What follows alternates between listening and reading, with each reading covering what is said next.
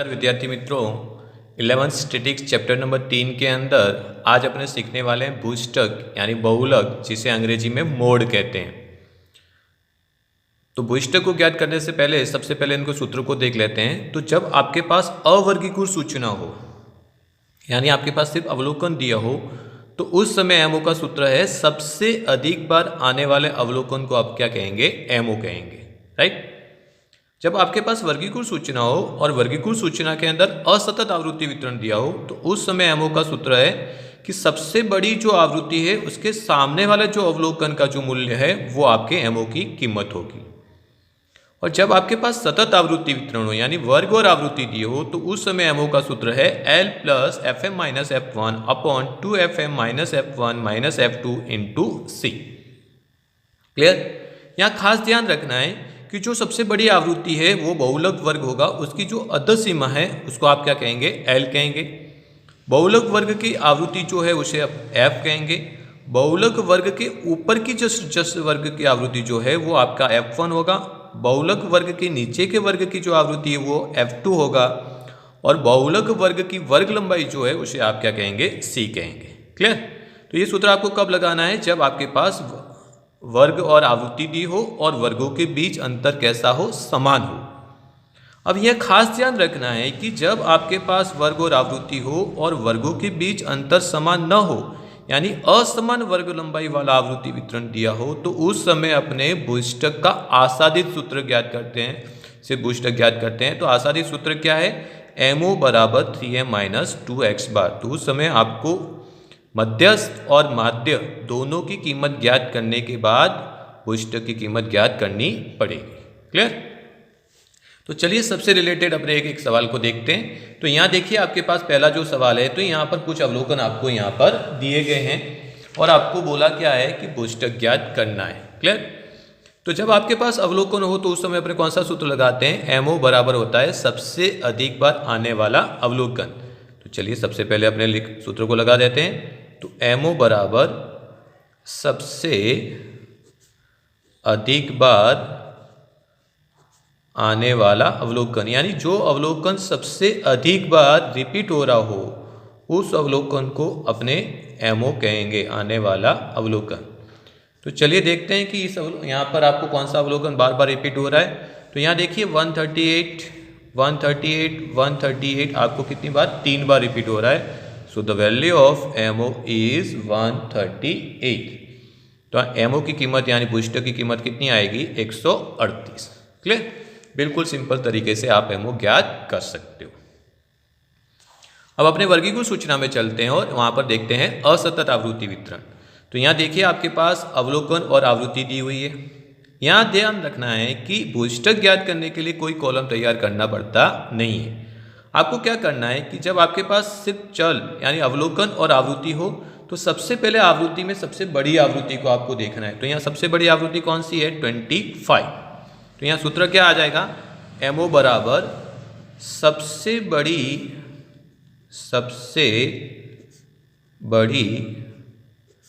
आवृत्ति वाले अवलोकन का मूल्य, आवृत्ति वाले अवलोकन का मूल्य। तो यहाँ सबसे बड़ी आवृत्ति कौन सी है, 25। तो उसका अवलोकन कौन सा है, 13 का मूल्य कितना है, 13। तो यहाँ सॉरी एमओ बराबर मिल गया कितना, 13। ओके। तो जो सबसे बड़ी आवृत्ति होगी उसके सामने वाला जो अवलोकन है वो आपके एमओ की क्या है, कीमत। क्लियर। चलिए एक और सवाल देखते हैं जहां पर आपको वर्ग और आवृत्ति दी हुई है और वर्गों के बीच जो अंतर है वो कैसा दिया गया है, समान दिया है। तो देखिए यहाँ पर वर्ग आपको दिया 120 से 130 और लास्ट दिया है 180 to 190। यहाँ पे आपको एफ आवृत्ति दी हुई है। तो यहाँ देखने पर आपको पता चलेगा कि वर्गों के बीच अंतर कैसा है, समान है बेटा। तो जब भी वर्गों के बीच अंतर समान हो तो आप एफ एम वाले सूत्र से करेंगे। तो यहाँ करना क्या है, तो सबसे पहले आपको बहुलक वर्ग ज्ञात करना है। तो बहुलक वर्ग बराबर क्या होता है, सबसे बड़ी आवृत्ति के सामने वाला वर्ग। तो सबसे बड़ी आवृत्ति कौन सी है आपकी, 23। तो बहुलक वर्ग आपको कितना मिला, 150 से 160। तो यहाँ लिख लेते हैं अपने बहुलक वर्ग बराबर 150 to 160। तो ये आपको क्या हो गया, बहुलक वर्ग प्राप्त हो गया। अब उसकी जो आवृत्ति है वो क्या है, FM है। उसके ऊपर की जो वर्ग आवृत्ति है वो क्या है, F1 है। उसके नीचे की जो आवृत्ति है वो क्या है, F2 है। तो सिंपल से कोई कॉलम तैयार नहीं करना है आपको। सबसे बड़ी आवृत्ति FM, उसके ऊपर की आवृत्ति F1, उसके नीचे की आवृत्ति F2। क्लियर। तो चलिए एमओ का सूत्र लगा लेते हैं और बिल्कुल सिंपल तरीके से इसको ज्ञात करते हैं। तो L plus FM minus F1 upon 2FM minus F1 minus F2 into C। Clear. तो L का मतलब क्या हुआ, बहुलक वर्ग की अध सीमा। तो बहुलक वर्ग की अध सीमा, तो L बराबर कितना मिल गया आपको, 150। राइट है। FM की कीमत आपके पास में है ही है। FM बराबर कितना है, 23। F1 बराबर कितना है आपके पास, 19। F2 बराबर कितना है, 10। और C बराबर होता है बहुलक वर्ग के बीच का अंतर, तो कितना है, 10। क्लियर। अब सूत्र के अंदर अपने रकम को रख देते हैं। चलिए L के बदले कितना रखते हैं, 150 प्लस FM कितना है आपका 23 माइनस F1 कितना 19 अपॉन 2FM 223 माइनस F1 कितना 19 F2 कितना 10 इंटू कितना C कितना है आपके पास 10। क्लियर। अब स्टेप बाय स्टेप सवाल को क्या करते हैं, सॉल्व करते हैं। चलिए 150 का 150 प्लस अब 23 माइनस कितना करेंगे 19, तो कितना आ गया 19 4 23, यहाँ 23 इंटू 2 किया तो ये हो गया 46 माइनस, अब यहाँ ध्यान रखना है माइनस माइनस प्लस हो जाएगा, तो ये कितना हो गया -29। क्लियर। इंटू कितना 10, यहाँ 150 का 150 प्लस अब 4 इंटू 10 कर देंगे तो ये कितना हो गया 40। चलिए 46 माइनस 29, 46 माइनस 29 किया तो कितना आया 17। अब 40 को क्या करना है आपको 17 से भाग कर देना है। तो चलिए 40 को 17 से भाग कीजिए, कितना आया 2.35। यस। तो एमओ की वैल्यू मिली, यानी भूष्टक बराबर आपका आ गया 152.35। ओके। तो इस प्रकार एफएम के सूत्र से बिल्कुल सिंपल तरीके से आप भूष्टक ज्ञात कर सकते हो। कब, जब आपके पास जो वर्ग दिया है उसके बीच का अंतर कैसा हो, समान हो। वर्गों के बीच अंतर समान वर्ग लंबाई वाला आपको सतत आवृत्ति वितरण दिया हो तब। चलिए एक सवाल लेते हैं जहां पर आपके वर्गों के बीच अंतर समान नहीं है। ओके। तो असमान वर्ग लंबाई वाला आवृत्ति वितरण है, तो उस समय अपने आशादित सूत्र से क्या करना है, एमओ को ज्ञात करना है। तो यहाँ देखिए एक वर्ग दिया है 52 60, फिर दूसरा दिया है 62 65। तो यहाँ 10 का अंतर है, यहाँ 5 का अंतर है, यानी क्या है समान वर्ग लंबाई वाला आवृत्ति वितरण नहीं है। तो उस समय अपने क्या करेंगे, तो सबसे पहले आपको क्या करना पड़ेगा, एक्स बार और एम की कीमत ज्ञात करनी पड़ेगी। तो चलिए एक्स बार ज्ञात करने के लिए यहाँ एक कॉलम तैयार कर लेते हैं एक्स, फिर अपने कर लेते हैं एफ एक्स और यहाँ कॉलम तैयार कर लेते हैं सी एफ। ओके, सिंपल तरीके से करते हैं। तो x यानी मध्य कीमत, तो 50 प्लस 60 डिवाइडेड बाई 2 किया तो ये कितना आ गया 55। मध्य कीमत ज्ञात करना तो आता ही है आपको। 60 प्लस 65 डिवाइडेड बाई 2 किया तो ये आ गया कितना 62.5। 65 प्लस 70 डिवाइडेड बाई 2 किया तो ये कितना हो गया 67.5। 70 प्लस 85 डिवाइडेड बाई 2 किया तो ये आ गया आपका 77 पॉइंट कितना 5। अब 85 प्लस 100 डिवाइडेड बाई कितना 2 किया तो ये कितना आ गया 92.5। क्लियर। f और x मिल गया तो एफ एक्स का गुणा कर दो, आपके पास कैलसी है ही है। 55 इंटू 6 किया कितना है बेटा, यस 330। 62.5 इंटू 10 किया तो ये तो सिंपल है 625। 67.5 इंटू 19 किया कितना आया, यस 1282.5। 77.5 इंटू 9 कीजिए कितना आया बेटा, यस 697.5। 92.5 इंटू 4 कीजिए कितना आया 370। तो एफ एक्स मिल गया। अब आप क्या करेंगे, सी एफ का कॉलम तैयार कर लेंगे। सी एफ का कॉलम किसके ऊपर से तैयार किए जाते हैं? अपने एफ के ऊपर से। तो 6 प्लस 10 16, 16 प्लस 19 35, 35 प्लस 9 तो ये हो गया 44, 44 प्लस 4 हो गया 48। तो यहाँ पर आपको कुल आवृत्ति मिली कितनी? 48। क्लियर। अब आप एफ एक्स का भी टोटल कीजिए तो आपको सिग्मा एफ एक्स मिल जाएगा। तो सिग्मा एफ एक्स, चलिए एफ एक्स का टोटल कीजिए, कितना है बेटा? यस 3305। ओके, चलिए अब सबसे पहले अपने ज्ञात करते हैं एक्स बार, यानी माध्य ज्ञात करते हैं।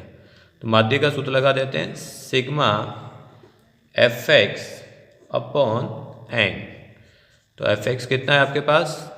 3305 डिवाइडेड बाय एन कितना है? 48। तो एक्स बार तो ज्ञात हो जाएगा सिंपल तरीके से आपको। तो चलिए भाग कर दीजिए, 3305 भागे 48 तो ये आ गया 68.85। क्लियर। तो ये एक्स बार की वैल्यू मिल गई। अब आसानी सूत्र के लिए आपको क्या चाहिए? एम की वैल्यू चाहिए, और एम के लिए आपको चाहिए सबसे पहले मध्यक वर्ग। तो मध्य वर्ग ज्ञात करने का सूत्र लगा देते हैं, एन अपॉन 2 अवलोकन। क्लियर।